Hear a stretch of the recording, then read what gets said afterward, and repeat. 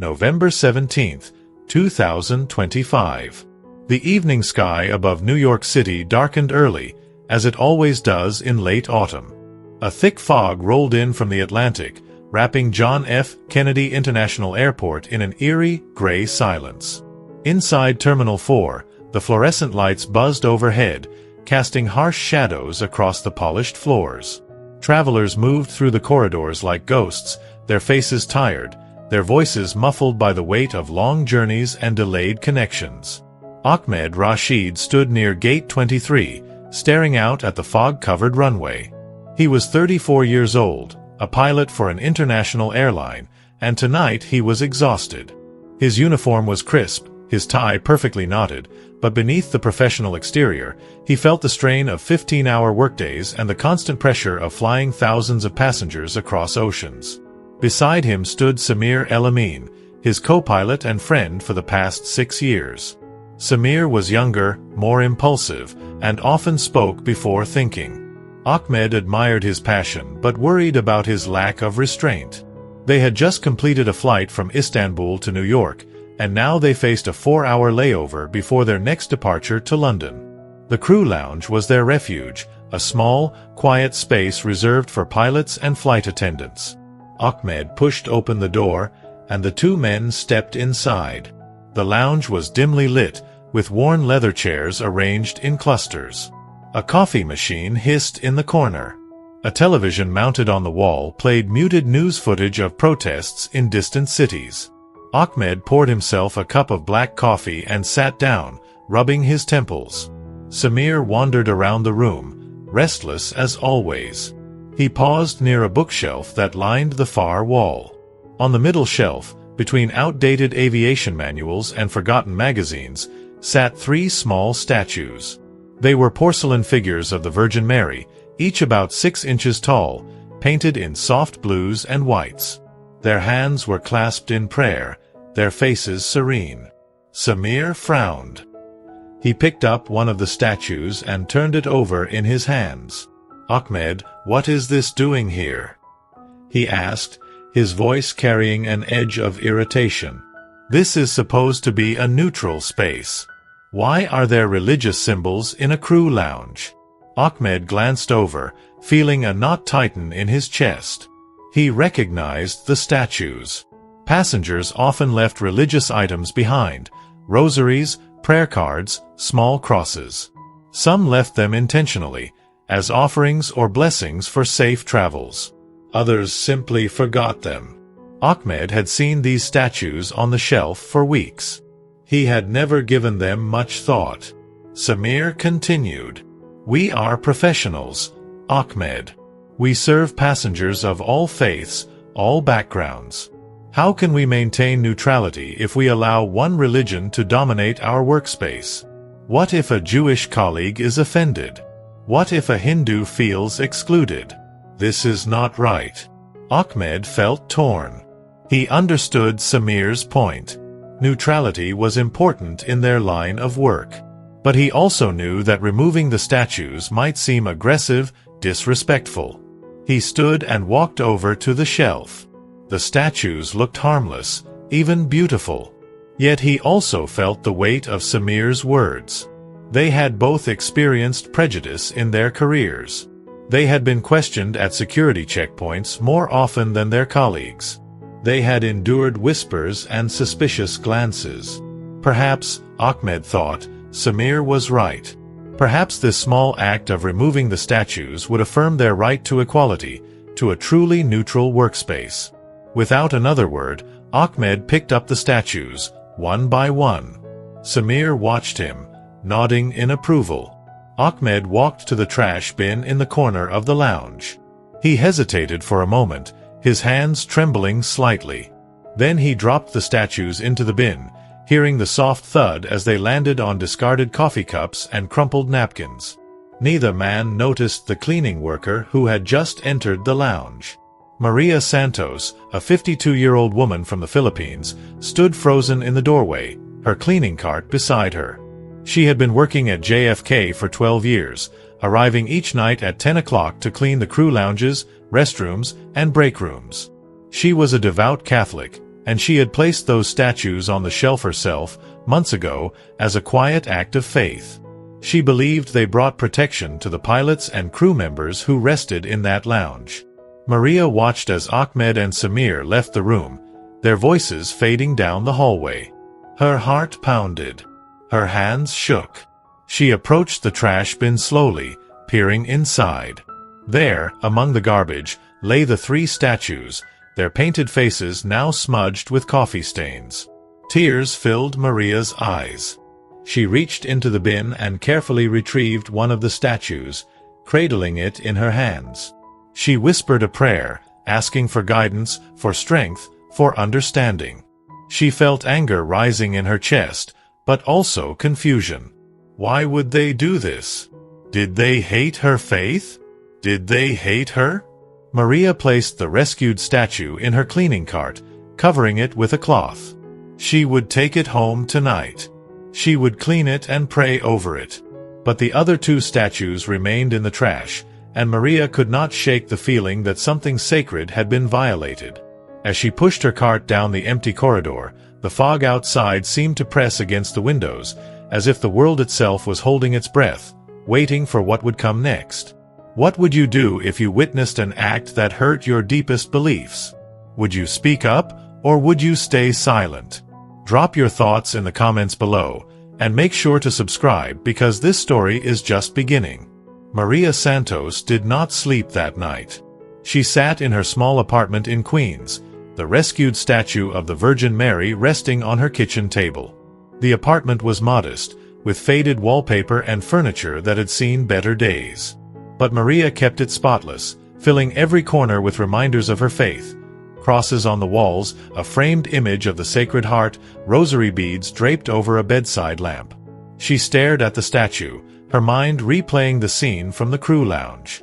She had cleaned that bin, washed her hands, and returned to her work, but the image of those statues falling into the trash haunted her. It felt like a wound that would not heal. Maria had immigrated to the United States 20 years ago, leaving behind her family in Manila to find work and send money home. She had cleaned offices, hospitals, and airports, always with dignity, always with pride. Her faith had been her anchor through loneliness, through exhaustion, through the long nights when she missed her children and grandchildren thousands of miles away. Now, she felt that anchor slipping.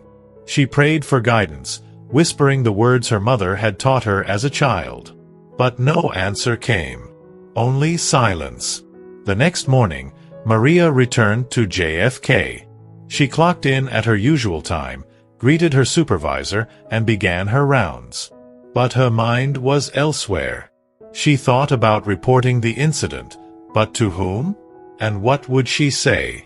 2 pilots threw religious statues in the trash? Would anyone care? Would they dismiss her as overly sensitive, as someone clinging to outdated traditions? As Maria cleaned a restroom near Terminal 4, she overheard 2 flight attendants talking. One of them mentioned Ahmed and Samir by name. Maria's ears perked up. She listened carefully, learning their full names, their schedules, their reputations. Ahmed Rashid was known as a careful, thoughtful pilot. Samir El-Amin was more outspoken, more opinionated. Both were respected by their colleagues. Maria finished her shift and went home, but the weight in her chest did not lift. She spoke to her daughter on the phone, seeking comfort, but her daughter was busy with her own life, distracted by work and children. Maria felt more alone than ever. That evening, she attended Mass at her local church, a small building with stained glass windows and wooden pews worn smooth by decades of prayer. The priest, Father Miguel, delivered a homily about forgiveness, about turning the other cheek. Maria listened, but the words felt hollow. How could she forgive an act that felt so personal, so cruel? After Mass, Maria approached Father Miguel. She told him about the statues, about the pilots, about her confusion and anger. The priest listened patiently, his hands folded in his lap.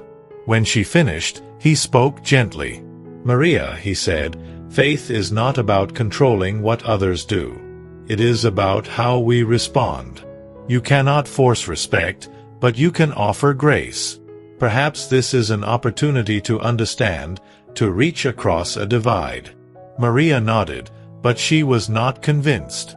She left the church and walked home through the cold November streets, her breath forming clouds in the night air. She thought about grace, about understanding, but she also thought about justice. Did those pilots deserve forgiveness? Or did they deserve to be confronted, to be held accountable? Meanwhile, Ahmed sat in his apartment in Brooklyn, unable to sleep. He replayed the moment in the crew lounge, the feel of the statues in his hands, the sound they made as they hit the bottom of the trash bin. At the time, it had felt like a small, necessary act. But now, in the quiet of his bedroom, doubt crept in. Ahmed had grown up in a devout Muslim family in Cairo. His parents had taught him to respect all faiths, to honor the beliefs of others even when they differed from his own. Yet in recent years, Ahmed had felt a growing frustration with the way his faith was perceived. He had been stopped at airports, questioned by security, subjected to extra scrutiny simply because of his name, his appearance. He had learned to navigate these indignities with patience, but they had hardened something inside him. When Samir had questioned the presence of the statues, Ahmed had seen it as a chance to assert his own right to equality, to neutrality.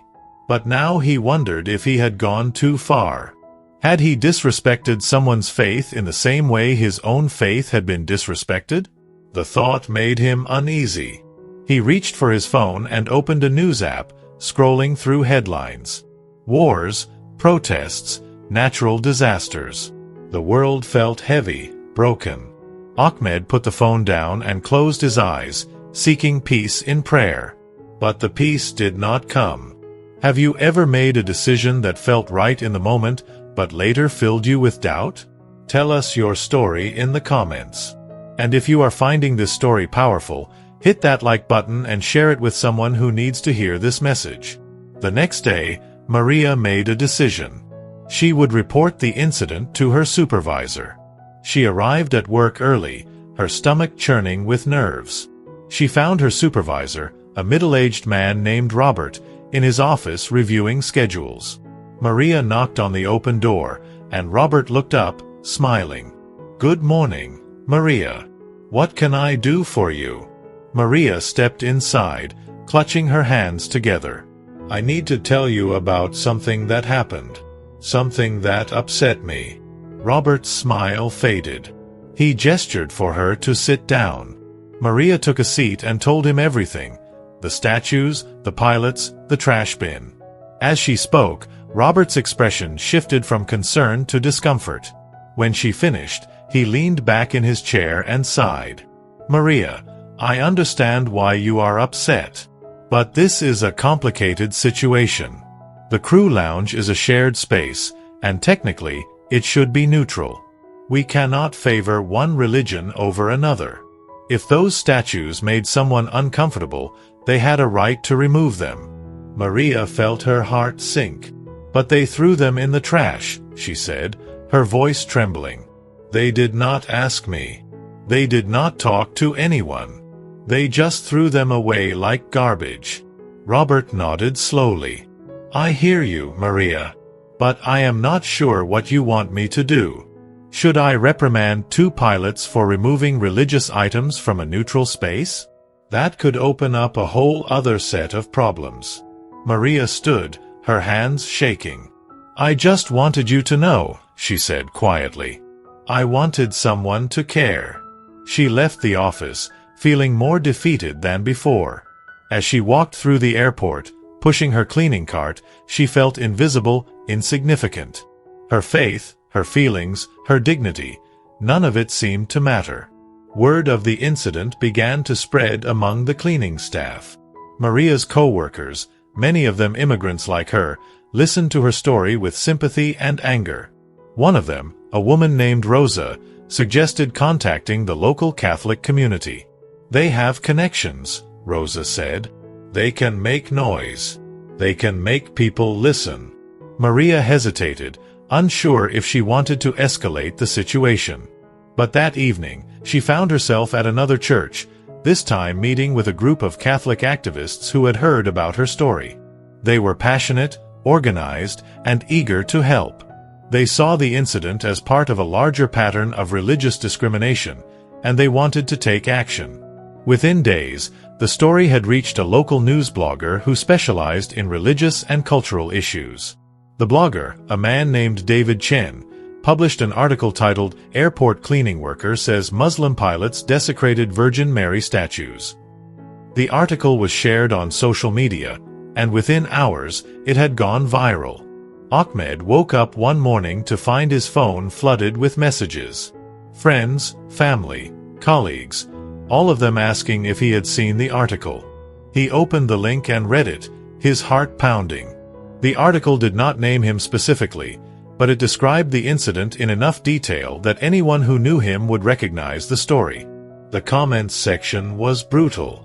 Some people defended Ahmed and Samir, arguing that they had a right to remove religious symbols from a neutral space. Others condemned them, calling them intolerant, disrespectful, even hateful. A few comments crossed into outright Islamophobia, accusing all Muslims of hating Christianity. Ahmed felt sick. He showed the article to his wife, Layla, who read it with growing concern. "This is not fair," she said. "They are making you sound like a villain. You did not desecrate anything. You just moved some statues." But Ahmed was not so sure. He thought about Maria, the cleaning worker. He thought about how she must have felt, seeing her statues in the trash. He thought about his own mother, who kept a small Quran on her bedside table and would be devastated if someone threw it away. Layla urged him to stay silent, to let the story die down. But Ahmed felt a growing need to do something, to make things right. He did not know what that would look like, but he knew he could not simply ignore the situation. Outside JFK, protesters began to gather. A group of Catholic activists stood on one side, holding signs that read, "Respect all faiths," and "Our Lady protects travelers." On the other side, a smaller group of interfaith advocates held signs reading, "Neutrality is respect," and "No religious symbols in public workspaces." The media descended on the airport, eager to cover the story. Reporters interviewed passengers, workers, and activists, turning the incident into a national conversation about religious freedom, tolerance, and the boundaries of respect in public spaces. Inside the airport, Maria watched the protests on a television screen in the break room. She felt overwhelmed, unsure if this was what she had wanted. She had only wanted someone to acknowledge her pain, to care about what had happened. Now the whole world seemed to be watching, and she did not know how to feel about it. What do you think? Should religious symbols be allowed in shared public spaces, or should those spaces remain completely neutral? Let us know where you stand in the comments, and do not forget to subscribe so you do not miss what happens next. The protests outside JFK continued for 3 days. Media trucks lined the access roads, and reporters stood in front of cameras, delivering breathless updates about the airport religious controversy. Inside the airport, tension simmered among the staff. Some supported Maria, others supported Ahmed and Samir. Arguments broke out in break rooms and cafeterias, dividing co-workers who had once been friends. Airport management called an emergency meeting with department heads, security personnel, and representatives from various employee groups. The goal was to defuse the situation before it spiraled further out of control. The meeting took place in a sterile conference room on the 3rd floor of the administrative building. Fluorescent lights hummed overhead, and a long table dominated the center of the room. Robert, Maria's supervisor, attended the meeting, along with the head of airport security, a woman named Captain Jennifer Hayes. Also present were representatives from the pilots' union, the flight attendants' union, and the cleaning staff union. The atmosphere was tense, everyone aware that the wrong decision could make things worse. Captain Hayes opened the meeting. "We need to address this situation before it becomes a bigger problem. The media is camped outside, passengers are complaining, and our staff is divided. What happened in that crew lounge was unfortunate, but we need to move forward with a clear policy that respects everyone." A union representative for the pilots, a man named Gary Sullivan, spoke up. "With all due respect, Captain, my clients did nothing wrong. The crew lounge is supposed to be a neutral space. If religious items are going to be displayed, then we need to display items from all faiths or none at all. You cannot single out one religion for special treatment." A representative for the cleaning staff, a woman named Teresa Gomez, responded sharply. "Those statues were not hurting anyone. They were there for months, and no one complained. Why did these pilots feel the need to throw them in the trash? Could they not have simply moved them to a drawer, or asked someone to remove them respectfully?" Gary shook his head. "They should not have had to ask. The lounge is not a chapel. It is a workspace." The argument escalated, voices rising, accusations flying. Captain Hayes raised her hand, calling for order. "Enough. This is not productive. We need a solution, not more conflict." One of the department heads, a man named Mr. Patel, suggested creating a multi-faith room where employees of all backgrounds could display religious items and practice their faiths in private. That way, he said, we maintain neutrality in shared workspaces while still respecting individual beliefs. The idea was met with cautious approval. It was not perfect, but it seemed like a compromise that might satisfy both sides. Captain Hayes agreed to present the proposal to upper management and to the various employee unions. Meanwhile, Ahmed received a phone call from his airline's Human Resources Department. They wanted to meet with him to discuss the incident. Ahmed agreed, and the next day, he found himself sitting in a small office across from an HR representative named Linda Martinez. Linda was professional but firm. "Ahmed," she said, "we have received numerous complaints about the incident in the crew lounge. While we understand that you did not intend to offend anyone, the perception is that you acted disrespectfully toward a co-worker's faith. We need you to understand the seriousness of this situation." Ahmed nodded, his throat tight. "I did not mean to disrespect anyone. I was trying to maintain neutrality in a shared space." Linda leaned forward. "I understand that. But intent and impact are not always the same thing. Your actions had a significant impact on Maria Santos and on the broader community. We need you to participate in a mediation session with Maria, facilitated by a professional mediator. Are you willing to do that?" Ahmed hesitated. The thought of facing Maria filled him with anxiety. But he also knew he could not run from this. "Yes," he said quietly. "I will do it." Linda smiled faintly. "Good. We will arrange the session for next week. In the meantime, I encourage you to reflect on what happened and to approach this with an open mind." Ahmed left the meeting feeling drained. He walked through the airport, watching passengers come and go, their lives untouched by the turmoil that had consumed his. He envied their anonymity, their freedom from scrutiny. That evening, Ahmed visited a small mosque in Brooklyn, seeking counsel from the imam, a wise and gentle man named Sheikh Yusuf. Ahmed told him everything: the statues, the trash bin, the media storm, the mediation session. Sheikh Yusuf listened without interruption. When Ahmed finished, the imam spoke softly. "Ahmed, respect is the foundation of our faith. The Prophet, peace be upon him, taught us to honor the beliefs of others, even when they differ from our own. You may have felt justified in removing those statues, but did you act with kindness? Did you consider the feelings of the person who placed them there?" Ahmed shook his head, shame washing over him. "No," he admitted. "I only thought about neutrality, about fairness. I did not think about her." Sheikh Yusuf nodded. "Then that is where you must begin. Not with arguments about rights and rules, but with empathy. Go to this mediation session with a humble heart. Listen to Maria. Hear her pain. And if you owe her an apology, give it freely." Ahmed left the mosque feeling lighter, though the weight of his mistake still pressed on his chest. He knew what he had to do, but he also knew it would not be easy. Have you ever had to apologize for something you did not think was wrong at the time? How did it change you?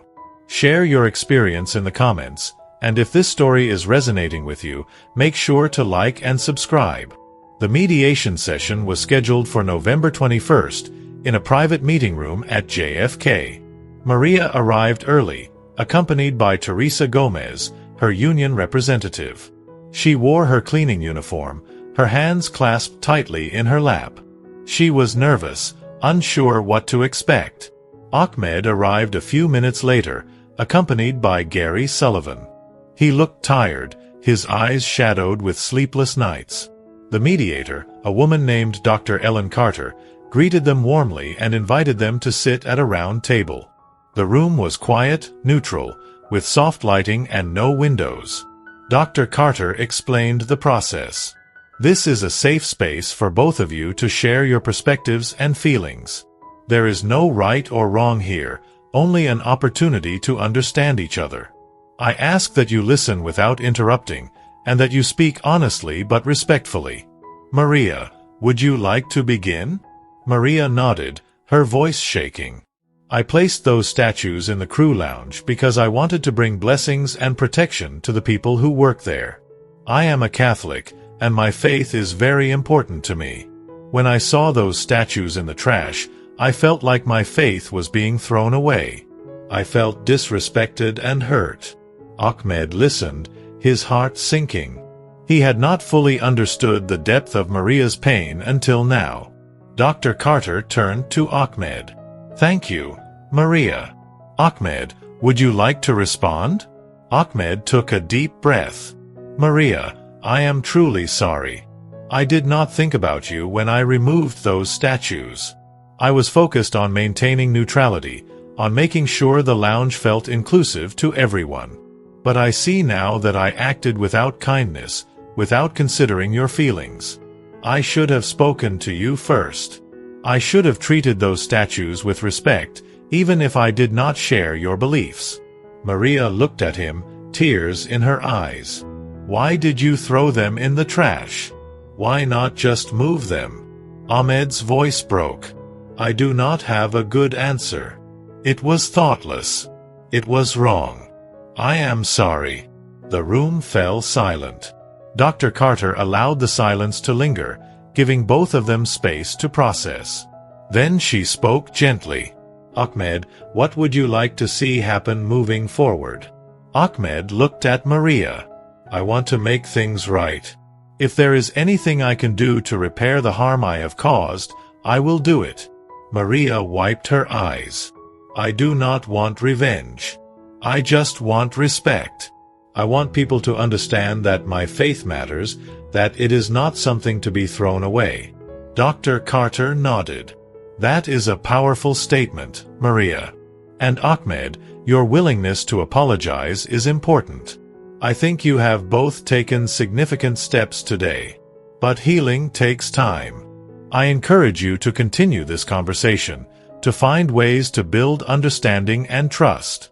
The session ended with a handshake, tentative but sincere. Maria and Ahmed left the room separately, each carrying the weight of the conversation. Outside the airport, the protests had died down, but the story continued to circulate online. People debated, argued, and shared their opinions, turning Ahmed and Maria into symbols of a larger cultural conflict. But inside JFK, something had shifted. The mediation session had humanized both of them, reminding their co-workers that this was not just a political debate, but a story about real people with real feelings.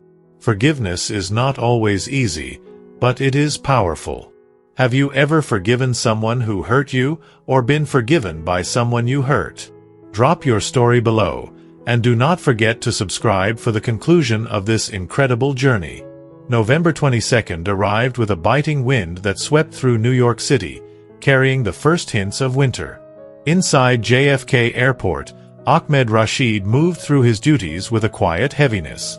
The mediation session with Maria had left him changed, more aware of the weight his actions carried. He had apologized, but he wondered if words were enough. Could an apology truly repair what had been broken? That morning, Ahmed arrived at the airport earlier than usual. He wanted to avoid the crowds, The whispers, the sidelong glances from co-workers who had read the articles, seen the protests, formed their own judgments. He walked through Terminal 4 with his head down, seeking invisibility in a place where he had once felt confident and proud. In the crew lounge, Ahmed poured himself coffee and sat alone. The room felt different now, charged with an unspoken tension.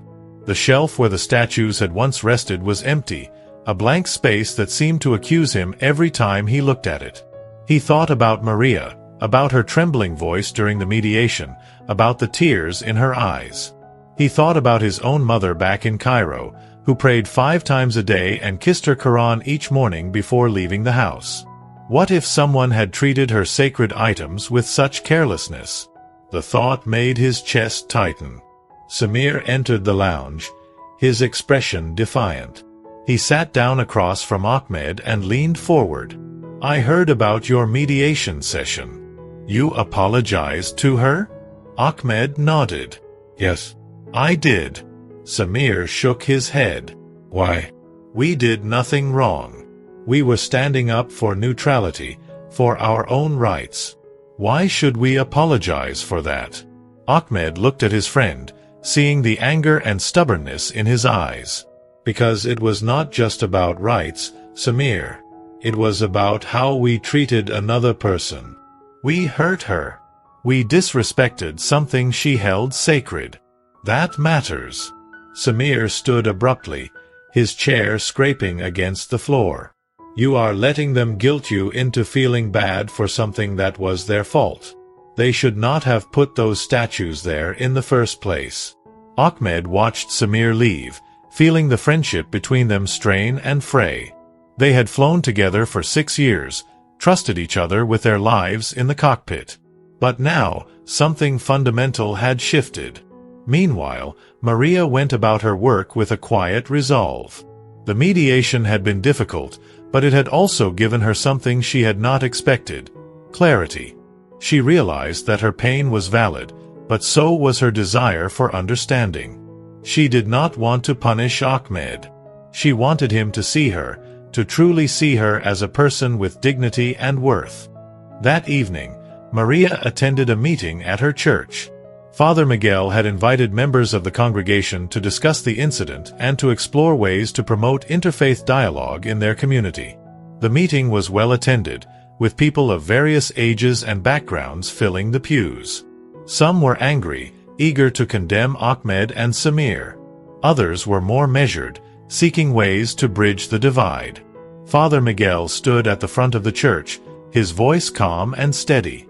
"My friends," he said, "anger is easy. Condemnation is easy. But Jesus calls us to something harder: love. He calls us to forgive those who hurt us, to extend grace even when it is not deserved. I am not saying we should ignore what happened. I am saying we should respond with compassion, with a desire to heal rather than to harm." A woman in the back of the church raised her hand. "Father," she said, "how can we forgive when they have not truly repented? How do we know they will not do it again?" Father Miguel nodded. "Those are fair questions. True repentance requires more than words.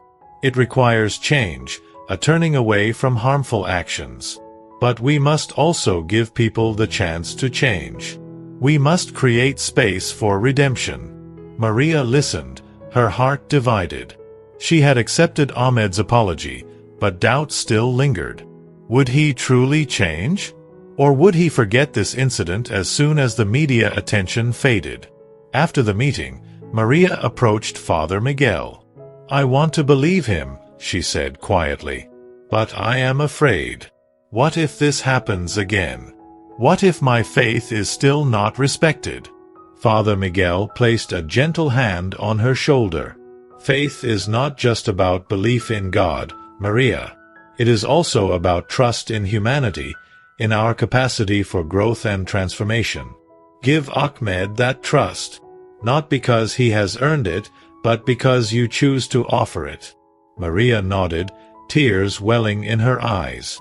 She left the church and walked home through the cold streets, her breath forming clouds in the night air. She thought about Ahmed, about his apology, about the pain in his voice. She thought about her own loneliness, her own longing to be seen and valued. Perhaps, she thought, they were not so different after all. The next day, airport management announced the creation of a new multi-faith room, a dedicated space where employees of all religions could practice their faiths privately and display religious items without fear of judgment or removal. The announcement was met with mixed reactions. Some praised it as a step toward inclusivity. Others criticized it as a band-aid solution that did not address deeper issues of respect and tolerance. Ahmed heard the announcement over the airport's PA system as he prepared for his afternoon flight. He felt a small measure of relief.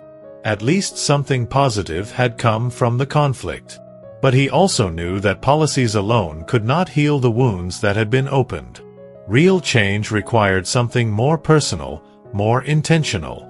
That evening, Ahmed made a decision. He would reach out to Maria directly, not through mediators or representatives, but face to face. He wanted to show her that his apology was not just words, but a genuine commitment to change. He did not know if she would accept his gesture, but he had to try. He found her contact information through the airport's employee directory and sent her a message, asking if they could meet for coffee during her break. He waited anxiously for a response, checking his phone every few minutes. Hours passed. Then, just before midnight, his phone buzzed. Maria had replied, "Yes. Tomorrow at 3 o'clock. There is a cafe near Terminal 4. Ahmed felt a mixture of relief and dread.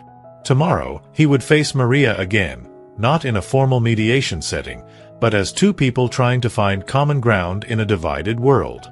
Have you ever taken the first step toward reconciliation with someone you hurt? What did it feel like? Share your story below, and do not forget to like and subscribe as this powerful journey continues.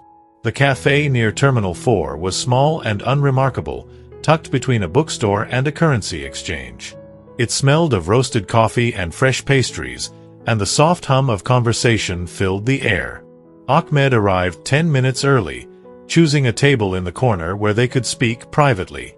He ordered 2 coffees, unsure what Maria liked, and waited. At exactly 3 o'clock, Maria walked through the door. She wore her cleaning uniform, her hair pulled back in a neat bun. She spotted Ahmed and approached slowly, her expression guarded. Ahmed stood, offering a tentative smile. "Thank you for coming," he said. Maria sat down, accepting the coffee with a polite nod. "Why did you want to meet?" she asked, her voice cautious. Ahmed took a deep breath. "Because I want you to know that my apology was sincere. I have been thinking about what I did, about how it affected you. I want to make things right, but I do not know how. I thought maybe we could talk, just the two of us, without mediators or lawyers or union representatives. Just as people." Maria studied him, her dark eyes searching his face for sincerity. "What do you want from me?" she asked. Ahmed shook his head. "Nothing. I do not want anything from you. I just want you to know that I see you. I see your faith, your dignity, your humanity. I am sorry I did not see it before." Maria's expression softened slightly. "Do you understand why I was so hurt?" Ahmed nodded. "I think so. Those statues were not just objects to you. They were sacred. They represented your faith, your prayers, your hope. When I threw them in the trash, it was like I was saying your faith did not matter, that it was worthless. I can imagine how that must have felt." Maria's eyes filled with tears. "Yes," she whispered. "That is exactly how it felt." They sat in silence for a moment, the weight of the conversation settling between them. Then Maria spoke again. "I have worked at that airport for 12 years. I have cleaned toilets, mopped floors, emptied trash bins. Most people do not even see me. I am invisible to them. But my faith, my prayers, my little acts of devotion, those are what make me feel seen by God. When you threw those statues away, It was like you were saying that even God does not see me. Ahmed felt tears prick his own eyes. Maria, I am so sorry. You are not invisible. You matter. Your faith matters. I should have treated those statues with respect, even if I did not share your beliefs. Maria wiped her eyes with a napkin.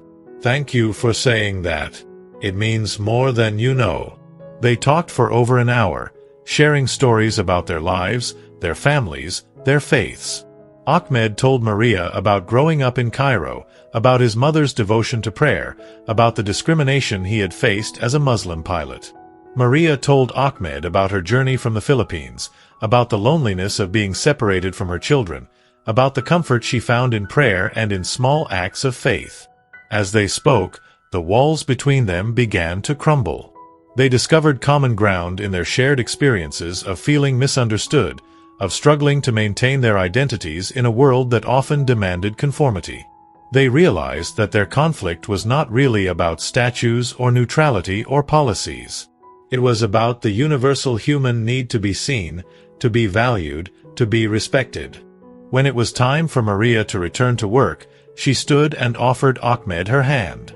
"Thank you for this," she said. "I needed to hear your words. I needed to know that you truly understand." Ahmed shook her hand, then hesitated. "Maria, there is one more thing. The new multi-faith room that the airport is creating. I would like to help set it up. I want to make sure it is a place where everyone feels welcome, where all faiths are honored. Would you be willing to work with me on that?" Maria smiled, the first genuine smile Ahmed had seen from her. "Yes," she said. "I would like that." That night, as Ahmed lay in bed, he felt a sense of peace he had not experienced in weeks. The road to reconciliation was long, and he knew there would be more challenges ahead. But for the first time, he felt hopeful. He had taken a step toward healing, toward understanding, toward becoming the person he wanted to be. In her small apartment in Queens, Maria knelt beside her bed and prayed. She thanked God for the unexpected meeting, for the grace to forgive, for the courage to hope. She prayed for Ahmed, for Samir, for all the people at the airport who were struggling to find their way in a complex and divided world. And as she prayed, she felt a warmth spread through her chest, a quiet assurance that she was not alone, that she was seen, that her faith and her life mattered. Sometimes the most powerful moments happen over a simple cup of coffee. Have you ever found common ground with someone you thought was your enemy? Tell us in the comments, and hit that subscribe button to see what happens next. November 23rd began like any other day at JFK Airport. Passengers rushed through terminals, flights departed and arrived, workers moved through their routines with practiced efficiency. But beneath the surface, something was shifting. Word had spread about Ahmed and Maria's private meeting, and it had sparked conversations among the staff. Some were skeptical, dismissing it as a publicity stunt. Others were curious, wondering if genuine reconciliation was possible. Ahmed and Maria met again that afternoon, this time in a conference room reserved by airport management for planning the new multi-faith room. Joining them were Captain Hayes, representatives from various employee groups, and a designer hired to create the space. The designer, a woman named Lisa Chen, spread architectural plans across the table. "We want this room to be welcoming to all faiths," Lisa said. "It will have movable partitions so people can create private prayer spaces. There will be shelves for religious items, a sink for ritual washing, prayer rugs, meditation cushions, and comfortable seating. The lighting will be adjustable, soft and warm, to create a peaceful atmosphere." Ahmed studied the plans, impressed by the thoughtfulness of the design. "This looks perfect," he said. "But I think we should also include educational materials, information about different faiths, so people can learn about each other." Maria nodded in agreement. "Yes, and maybe we could have a calendar that shows the holy days of different religions, so people can understand why their co-workers might need time off or special accommodations." Captain Hayes smiled. "These are excellent ideas. This room should not just be a place for private worship. It should be a place for dialogue, for understanding, for building bridges. Over the next several days, Ahmed and Maria worked closely with Lisa and the other team members to finalize the details of the multi-faith room. They debated the placement of shelves, the types of religious texts to include, the color of the walls. They consulted with leaders from various faith communities, imams, priests, rabbis, Buddhist monks, Hindu scholars, to ensure that the space would be respectful and inclusive. The project brought Ahmed and Maria closer together. They spent hours talking, not just about religion, but about their lives, their dreams, their fears. Ahmed learned about Maria's grandchildren in the Philippines, about her hope to visit them someday. Maria learned about Ahmed's love of flying, about the sense of freedom he felt when he was in the cockpit, thousands of feet above the ground. One evening, as they reviewed paint samples in the conference room, Maria asked Ahmed a question that had been on her mind. "Ahmed, why did you become a pilot?" Ahmed smiled, leaning back in his chair. "When I was a boy, I used to watch planes fly over Cairo. They seemed like magic to me, these massive machines defying gravity, carrying people to distant places. I wanted to be part of that magic. I wanted to see the world, to connect people, to make the impossible possible." Maria nodded. "That is beautiful. I became a cleaning worker because I needed to support my family. It was not my dream, but it became my purpose. Every floor I clean, every toilet I scrub, I do it with pride because I know I am taking care of people, making their journeys a little easier." Ahmed looked at her with newfound respect. "You are doing sacred work, Maria. You may not think of it that way, but you are serving others, showing love through your actions. That is what faith is really about." Maria's eyes filled with tears. "Thank you for seeing that." On November 24th, the multi-faith room was completed. Airport management organized a small opening ceremony, inviting employees, religious leaders, and members of the media. Ahmed and Maria stood together at the entrance, ready to cut the ceremonial ribbon. Captain Hayes addressed the crowd. "Today, we celebrate more than the opening of a new room. We celebrate the power of dialogue, the courage to confront our mistakes, and the grace to forgive. This room exists because two people chose reconciliation over conflict, understanding over division. Ahmed and Maria, thank you for your leadership and your example." The crowd applauded. Ahmed and Maria cut the ribbon, and people filed into the room, marveling at the peaceful space that had been created. There were quiet exclamations of delight as people discovered the different features: the prayer rugs, the meditation cushions, the shelves lined with sacred texts from various traditions. A local news reporter approached Ahmed and Maria, asking for an interview. "Can you tell us about your journey from conflict to collaboration?" she asked. Maria spoke first. "It was not easy. I was hurt, angry, and confused. But I chose to forgive because I believe that is what God calls me to do. And through forgiveness, I found a friend." Ahmed added, "I made a mistake. I acted without thinking, without considering how my actions would affect someone else. But Maria gave me grace, and through her grace, I learned what it truly means to respect another person's faith. This room is a symbol of what we can accomplish when we choose understanding over division." The interview aired that evening on local news stations, and the story quickly went viral on social media.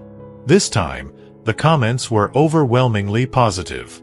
People praised Ahmed and Maria for their courage, their humility, their willingness to bridge a divide.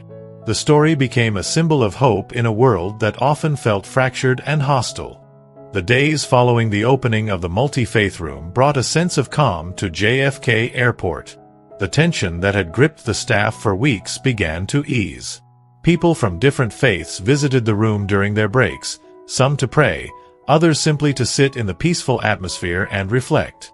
The room became a symbol of what was possible when people chose to listen to each other, to honor each other's differences, to find common ground. Ahmed and Maria continued to meet regularly, their friendship deepening with each conversation. They discovered that they had more in common than they ever imagined. Both valued family, faith, and hard work. Both had experienced the pain of being misunderstood, of feeling invisible in a world that moved too fast to notice the quiet struggles of ordinary people. One afternoon, Maria invited Ahmed to her church for a special interfaith service that Father Miguel was organizing. Ahmed hesitated at first, unsure if he would be welcome. But Maria assured him that the service was designed to bring people of different faiths together, to celebrate their shared values and to learn from their differences. Ahmed attended the service with his wife, Layla. They sat in the back of the church, feeling slightly out of place but also curious. The service was unlike anything Ahmed had experienced. Father Miguel invited leaders from various faiths to share readings and prayers. A rabbi recited a passage from the Torah. An imam chanted verses from the Quran. A Buddhist monk offered a meditation on compassion. And Father Miguel read from the Gospel, emphasizing Jesus' call to love one's neighbor. After the service, people gathered in the church hall for refreshments and conversation. Ahmed found himself surrounded by curious parishioners who wanted to know about Islam, about his experiences as a Muslim in America, about his journey with Maria. He answered their questions patiently, grateful for the opportunity to share his faith in a respectful and open environment. Maria introduced Ahmed to several members of her congregation, including an elderly woman named Mrs. DeMarco who had been attending the church for 50 years. Mrs. DeMarco took Ahmed's hand and looked him in the eye. "Thank you for what you did," she said. "Thank you for apologizing, for listening, for caring. You have taught us all something important." Ahmed felt humbled by her words. "Thank you for welcoming me," he replied. "Your kindness means more than you know." As the evening wore on, Ahmed and Layla found themselves deeply moved by the warmth and acceptance they had received. On the drive home, Layla turned to Ahmed and said, "That was beautiful. I wish more people could experience something like that." Ahmed nodded. "Me too. Maybe that is what the world needs. Not more arguments about who is right and who is wrong, but more spaces where people can come together, share their stories, and discover their common humanity." Meanwhile, Samir watched from a distance, conflicted. He had not participated in the creation of the multi-faith room. He had not attended the interfaith service. He still believed that he and Ahmed had done nothing wrong by removing the statues. But he also felt increasingly isolated. His friendship with Ahmed had cooled, and he found himself questioning his own certainty. One evening, Samir received a text from Ahmed asking to meet. They agreed to have dinner at a small restaurant in Brooklyn. When they sat down, the tension between them was palpable. Samir spoke first. "You have changed, Ahmed. You are not the person I thought you were." Ahmed looked at his friend, sadness in his eyes. "Maybe I have changed. But maybe I needed to. I was so focused on defending my own rights, my own perspective, that I forgot to consider how my actions affected others. I hurt someone, Samir. I hurt Maria. And I needed to make that right." Samir shook his head. "You are letting guilt control you. You are bending over backward to appease people who do not respect us, who do not see us as equals." Ahmed leaned forward. "Samir, respect is not something we demand. It is something we earn by showing it to others first. Maria did not have to forgive me. She could have held on to her anger, could have made my life miserable. But she chose grace. She chose to see me as a person, not as an enemy. That is the kind of person I want to be."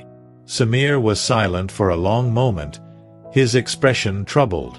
Then he spoke quietly. "I do not know if I can do that. I do not know if I can let go of my anger." Ahmed reached across the table and placed a hand on Samir's arm. "You do not have to do it alone. I will help you. Maria will help you. We can all help each other." Samir nodded slowly, tears forming in his eyes.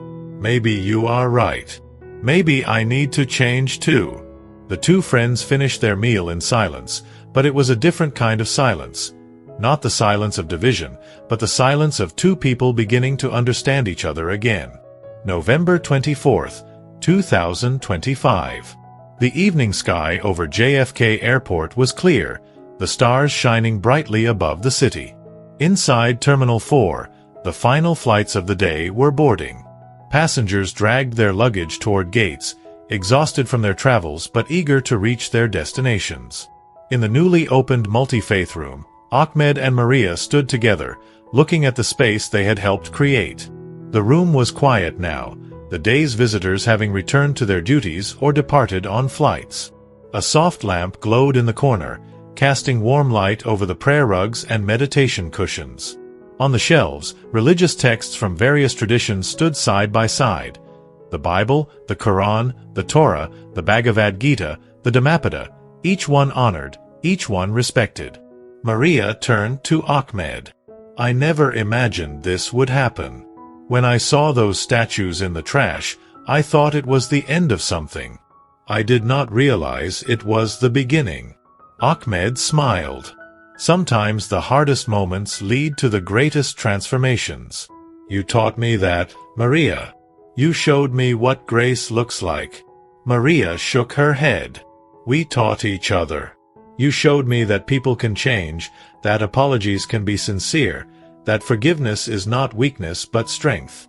They stood in comfortable silence, two people from different worlds who had found common ground in the most unexpected place. Outside, a plane lifted off into the night sky, its lights blinking like stars. Ahmed thought about the passengers on that plane, about the journeys they were taking, the lives they were living. Each person carried their own stories, their own beliefs, their own struggles. And yet, in that moment, they were all connected, all part of the same human family. Maria broke the silence. "Ahmed, do you believe in miracles?" Ahmed thought for a moment. "I do not know if I believe in the kind of miracles you read about in holy books, parting seas, walking on water. But I believe in the miracle of human connection, of two people finding understanding across a divide. I believe in the miracle of forgiveness, of hearts that soften when they could have hardened.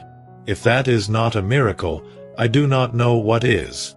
Maria smiled. "Then we have witnessed a miracle, you and I." In the weeks that followed, the story of Ahmed and Maria continued to resonate. Other airports across the country began creating their own multi-faith rooms, inspired by the example set at JFK. Religious leaders from various traditions reached out to Ahmed and Maria, inviting them to speak at interfaith gatherings and conferences. They shared their story not as heroes, but as ordinary people who had chosen reconciliation over resentment, understanding over division. Samir eventually joined them in these efforts, having worked through his own anger and pain. He apologized to Maria in a private meeting, and she accepted his apology with the same grace she had shown Ahmed. The three of them became unlikely ambassadors for interfaith dialogue, proving that change was possible even in the most difficult circumstances. The protests outside JFK faded from memory, replaced by a quiet determination among the staff to create a more inclusive and respectful workplace. The multi-faith room became a gathering place not just for prayer, but for conversation, for learning, for building friendships across differences. Maria continued her work as a cleaning worker, but she carried herself with a new sense of pride and purpose. She no longer felt invisible. She knew that her work mattered, that her faith mattered, that she mattered. And every time she passed the multi-faith room, she smiled, remembering the journey that had brought her to this place. Ahmed continued flying, carrying passengers across oceans and continents. But he approached his work with a deeper sense of responsibility. He understood that every action, no matter how small, had the power to hurt or to heal. He chose to be a healer, to be a bridge, to be someone who honored the dignity of every person he encountered. On a cold December evening, as snowflakes began to fall over New York City, Ahmed and Maria met one last time in the multi-faith room. They had come to pray, each in their own tradition, each in their own language. Ahmed knelt on a prayer rug, facing east, and whispered the words of the Maghrib prayer. Maria sat in a chair, holding a rosary, and prayed the Hail Mary. Their prayers rose together, two voices speaking to the same God, two hearts seeking the same peace. When they finished, they stood and embraced, no longer strangers, no longer adversaries, but friends. Maria wiped tears from her eyes. "Thank you, Ahmed. Thank you for seeing me." Ahmed held her hands. "Thank you for forgiving me. Thank you for showing me what it means to be human." They left the multi-faith room together, walking through the quiet terminal, their footsteps echoing in the empty corridors. Outside, the snow continued to fall, covering the city in a blanket of white. The world felt new, clean, full of possibility. And in that moment, Ahmed and Maria understood that miracles were not always impossible events, not always dramatic interventions from heaven. Sometimes, miracles were quiet, ordinary moments when two people chose love over hate, forgiveness over resentment, connection over division. Sometimes, the most impossible thing was not walking on water or parting seas, but simply seeing another person's humanity and choosing to honor it. That, they both knew, was the greatest miracle of all.